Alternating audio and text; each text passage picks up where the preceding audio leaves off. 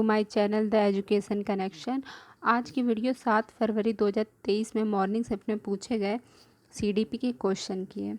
तो चलिए सॉल्व करते हैं।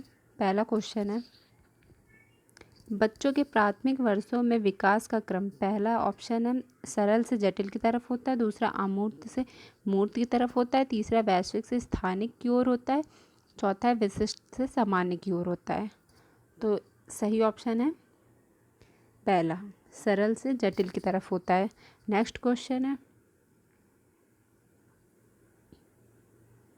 नेक्स्ट भाषा के विकास के लिए संवेदनशील काल कौन सा है। पहला आरंभिक बाल्यावस्था, दूसरा माध्यमिक बाल्यावस्था, तीसरा है किशोरावस्था, चौथा है प्रसव पूर्व अवस्था। तो दूसरे का सही ऑप्शन है पहला, आरंभिक बाल्यावस्था। नेक्स्ट है, वह प्रक्रिया जिसमें बच्चे समाज में अपनी भूमिका को सीखते हैं डैश कहलाती है। पहला समाजीकरण, दूसरा समायोजन, तीसरा है समावेशन, चौथा है अनुकूलन। सही ऑप्शन है पहला, समाजीकरण। नेक्स्ट है, संज्ञानात्मक विकास के किस चरण में बच्चे अनुकरण करने लगते हैं व उनमें वस्तु स्थायित्व की योग्यता आ जाती है। पहला संवेदी चालक, दूसरा पूर्व सक्रियात्मक, तीसरा मूर्त सक्रियात्मक, चौथा है औपचारिक सक्रियात्मक। चौथे का सही ऑप्शन है पहला, संवेदी चालक, सेंसरी मोटर। नेक्स्ट है, जीन पियाजे के सिद्धांत के अनुसार वह बच्ची जो सूरज को सजीव मानती है क्योंकि वो रोशनी देता है, अपनी सोच में क्या दर्शाती है। ऑप्शन पहला है जीववादी चिंतन, दूसरा है केंद्रीकरण, तीसरा अप्रतिवर्तित, चौथा है वस्तु स्थायित्व। पांचवे का सही ऑप्शन है पहला, जीववादी चिंतन। नेक्स्ट है, निम्न में से कौन सी संकल्पना लेव वाइगोत्स्की द्वारा प्रतिपादित नहीं है। तो पहला है समीपस्थ विकास का क्षेत्र, दूसरा है स्कीमा, तीसरा है पाठ, चौथा है सामाजिक अंतःक्रिया। तो 6 का सही ऑप्शन है दूसरा, स्कीमा। नेक्स्ट है, लेव वाइगोत्स्की के सिद्धांतों के निहितार्थ के अनुसार कौन सा कथन शैक्षिक प्रणाली के लिए सही है। ऑप्शन है पहला, विद्यार्थियों में सहयोग के बजाय प्रतिस्पर्धा को प्रोत्साहित करना, दूसरा है वांछनीय व्यवहार को इनाम द्वारा बढ़ावा देना व वांछनीय व्यवहार को सजा द्वारा घटाना। पहले में प्रतिस्पर्धा बच्चे के साथ करनी नहीं है, दूसरे में इनाम दे के कोई भी बच्चे के साथ व्यवहार या सजा द्वारा घटना नहीं करनी।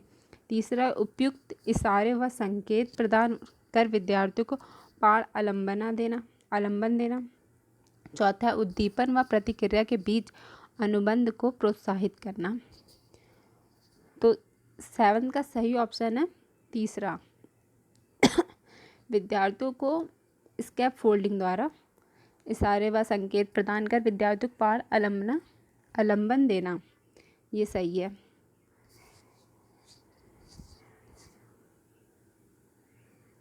शैक्षिक प्रणाली के लिए ये सही ऑप्शन रहेगा, तीसरा सबसे सही ऑप्शन है। नेक्स्ट है, कोहलबर्ग के अनुसार नैतिक विकास की प्रथम अवस्था की क्या विशेषता है। पहला, नियमों को निश्चित और निरपेक्ष रूप से देखना, दूसरा दूसरों का स्नेह और अनुमोदन बनाए रखना, तीसरा कानूनों और नियमों को बनाए रखने के कर्तव्य का पालन करना, चौथा अमूर्त सार्वभौमिक सिद्धांत को अपनाना जो सभी मानवता के लिए मान्य है। तो इसका सही ऑप्शन है पहला,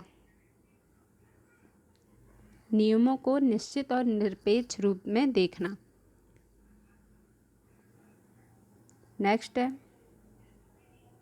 एक प्रगतिशील कक्षा कक्ष में ऑप्शन पहला, बच्चों को निश्चित पाठ्यक्रम के अनुसार सीखने के लिए बाध्य किया जाता है, दूसरा बच्चों उन गतिविधियों में संलग्न होते हैं जिससे वह अपनी क्षमताओं को पा लेते हैं, तीसरा बच्चों की योग्यता के अनुसार उनका नामीकरण व पृथक्करण किया जाता है, चौथा बच्चे इनाम को पाने के लिए व सजा से बचने के लिए कार्य करते हैं।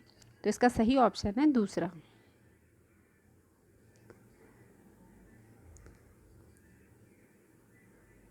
बच्चे उन गतिविधियों से संलग्न होते हैं जिससे वह अपनी क्षमताओं को पा लेते हैं। नेक्स्ट है, निम्न में से किस प्रकार की बुद्धि का वर्णन हार्वर्ड गार्डनर द्वारा किया गया है? पहला सामान्य बुद्धि, दूसरा भाषाई बुद्धि, तीसरा भौतिक बुद्धि, चौथा है विशिष्ट बुद्धि। तो सही ऑप्शन है दूसरा, भाषाई बुद्धि। नेक्स्ट है, एक प्राथमिक कक्ष में शिक्षिकाओं को व्यक्तिगत व खुद से बातचीत जो हमारी सोच और व्यवहार को मार्गदर्शन करती है। ऑप्शन है पहला प्रोत्साहित करना चाहिए, दूसरा हतोत्साहित करना चाहिए, तीसरा नकारना चाहिए, चौथा है के इस्तेमाल के लिए बच्चों को दंडित करना चाहिए। तो सही ऑप्शन है पहला, प्रोत्साहित करना चाहिए।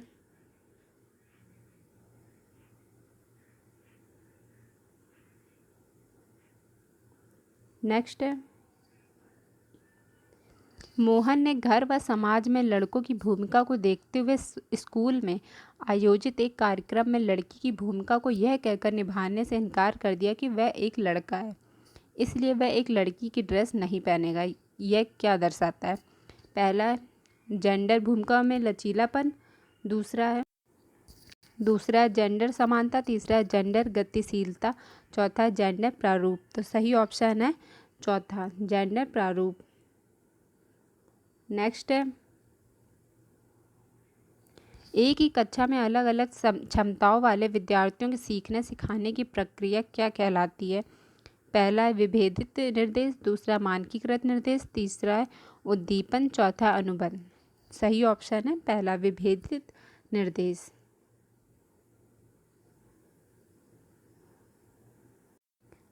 नेक्स्ट है, सामाजिक रचनावादी कक्ष में मूल्यांकन का प्रमुख तरीका क्या होता है? ऑप्शन है पहला वस्तुनिष्ठ प्रत्याह्वान आधारित परीक्षाएं, दूसरा है सहयोगात्मक परियोजनाएं, तीसरा मानकीकृत परीक्षाएं, चौथा मानक संदर्भित परीक्षाएं। तो सही ऑप्शन है दूसरा, सहयोगात्मक परियोजनाएं। नेक्स्ट है, शिक्षार्थियों के आकलन का सबसे महत्वपूर्ण उद्देश्य है। ऑप्शन पहला अध्यापन की प्रभावशीलता पर विचार करना और सीखने को बढ़ाने के लिए इसे संशोधित करना, दूसरा शिक्षक को सौंपे गए कार्यों में से एक कार्य को पूरा करना, तीसरा रिकॉर्ड और रजिस्टर को पूरा करना, चौथा कक्षा में सामान्य योग्यता वाले समूह बनाने के लिए। तो सही ऑप्शन है पहला, अध्यापन की प्रभावशीलता पर विचार करना और सीखने को बढ़ाने के लिए इसे संशोधित करना। नेक्स्ट है, विद्यार्थियों की उनकी अभिरुचि, जरूरतों व परिवेश की विभिन्नताओं को ध्यान में रखकर उन्हें विभिन्न प्रकार की गतिविधियों व अनुभवों के विकल्प देना किस सिद्धांत का पालन करता है? पहला समावेशन, दूसरा नामीकरण व पृथक्करण, तीसरा प्रतिस्पर्धा, चौथा बहिष्करण। सही ऑप्शन है पहला, समावेशन। नेक्स्ट है, निम्न में से क्या कक्ष में सांस्कृतिक संवेदनशीलता को बढ़ावा नहीं देता है? ऑप्शन है पहला विभिन्न संस्कृतियों के अनुकूल गतिविधियों का आयोजन करना, दूसरा विद्यार्थियों को उनकी संस्कृति के अनुभव को साझा करने को बढ़ावा देना, तीसरा केवल प्रभावी संस्कृति के त्यौहार मनाना, चौथा हर व्यक्ति की विभिन्न पृष्ठभूमि को स्वीकारना व सम्मान देना।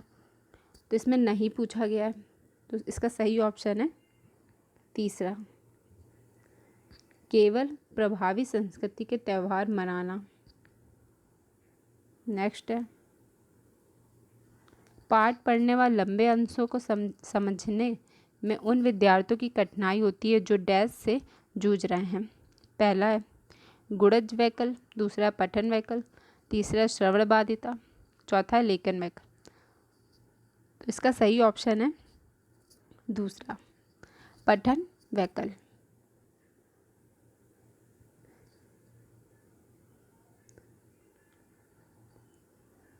नेक्स्ट है, श्रवण बाधित बच्चों के लिए कौन सी शिक्षण सामग्री उपयुक्त नहीं है?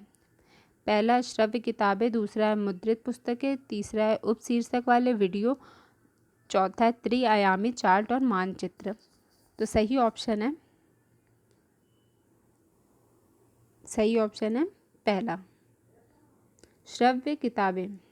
नेक्स्ट है,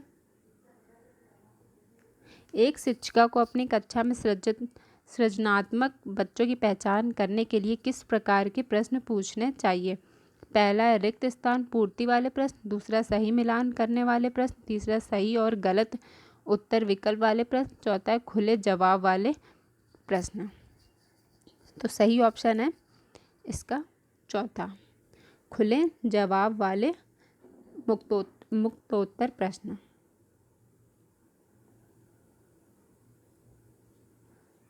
नेक्स्ट है, यह महत्वपूर्ण है कि बच्चा अपने साथ जो अनुभव स्कूल में लाता है, पहला उन्हें नज़रअंदाज किया जाए, दूसरे उन्हें नकारा जाए, तीसरा उन्हें आगे बढ़ाया जाए, चौथा है उनकी अपेक्षा की जाए। तो सही ऑप्शन है पहला, उन्हें आगे बढ़ाया जाए। नेक्स्ट है, बच्चे कैसे सीखते हैं? ऑप्शन है पहला चीज़ों को बनाकर व कार्य करके, दूसरा पढ़कर व लिखकर, तीसरा बोलकर व सुनकर, चौथा सोचकर व मनन करके। तो ऑप्शन पहला या चौथा, दूसरे में तीसरा चौथा, तीसरे में पहला तीसरा चौथा, चौथे में पहला दूसरा तीसरा और चौथा। तो इसका सही ऑप्शन है चौथा, बच्चे चीज़ों को बनाकर व कार्य करके सीखते हैं, पढ़ व लिखकर, बोलकर व सुनकर, सोच व मनन करके। नेक्स्ट है, किस कक्षा कक्ष में विद्यार्थी बेहतर ढंग से सीखेंगे? ऑप्शन है पहला शिक्षक ज्ञान के निष्क्रिय स्थानांतरीकरण पर बल देता है, दूसरा शिक्षक मानता है कि केवल उच्च बुद्धि लब्धि वाले बच्चे ही शैक्षिक कार्य में अच्छा कर सकते, जो कि बिल्कुल गलत है, तीसरा शिक्षक बच्चों को उनकी गति के अनुसार सीखने की अनुमति देता है, चौथा शिक्षक सभी बच्चों के लिए मानकीकृत पाठ्यचर्या का पालन करता है। तो सही ऑप्शन है तीसरा, शिक्षक बच्चों की उनकी गति के अनुसार सीखने की अनुमति देता है। नेक्स्ट है, जब शिक्षक बच्चों के अनुभव को कक्षा में शामिल करते हुए उनकी सामाजिक सांस्कृतिक संदर्भ में उदाहरण देता है, तब वह बच्चों में किस भावना को प्रोत्साहित करता है? पहला है अपनापन, दूसरा है हीनता, तीसरा क्रोध, चौथा है अलगाव। तो सही ऑप्शन है पहला, अपनापन। नेक्स्ट है, समस्या समाधान की प्रक्रिया किससे बेहतर होती है? पहला तार्किक सोच से, दूसरा निष्क्रिय अनुसरण से, तीसरा है प्रतिक्रिया सेट से, चौथा है कार्यात्मक स्थिरता से। तो सही ऑप्शन है इसका पहला, तार्किक सोच से। नेक्स्ट है, बच्चे की भ्रांतियां व त्रुटियां।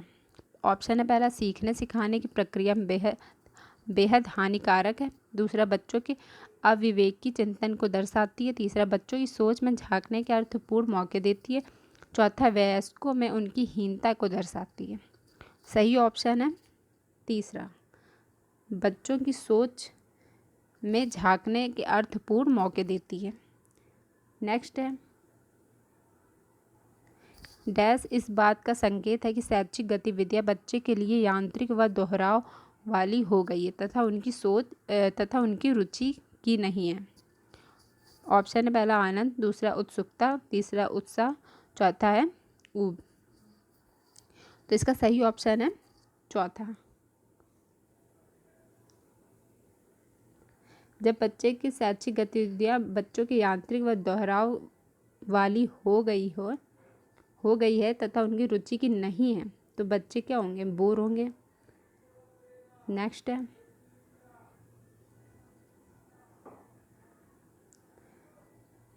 अभिकथन है बच्चों में सजा का डर पैदा करके सीखने को सुसाध्य किया जाना चाहिए। कारण आ रहे इनाम व सजा अर्थपूर्ण सीखने में बेहद प्रभावशाली है।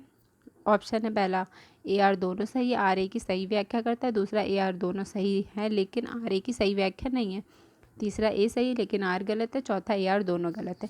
सही ऑप्शन है चौथा, दोनों गलत है। बच्चों को सज़ा और डर पैदा करके बच्चों को नहीं सिखाया जा सकता। इनाम व सज़ा अर्थपूर्ण सिखाने में बेहद प्रभावशाली, जो कि गलत है। सही ऑप्शन है, दोनों ही गलत है। नेक्स्ट है, निम्न में से कौन सा कारक सीखने को प्रभावित करता है? ऑप्शन है पहला विद्यार्थियों की अभिरुचि, दूसरा संकल्पना की कथित प्रासंगिकता, तीसरा है विद्यार्थियों का विकासात्मक स्तर, चौथा सीखने सिखाने की पद्धतियाँ। ऑप्शन है पहला और तीसरा, दूसरा है पहला और चौथा, तीसरा दूसरा और तीसरा, चौथा है पहला, दूसरा, तीसरा और चौथा। तो सही ऑप्शन है चौथा, पहला, दूसरा और तीसरा और चौथा, चारों सही हैं। नेक्स्ट है,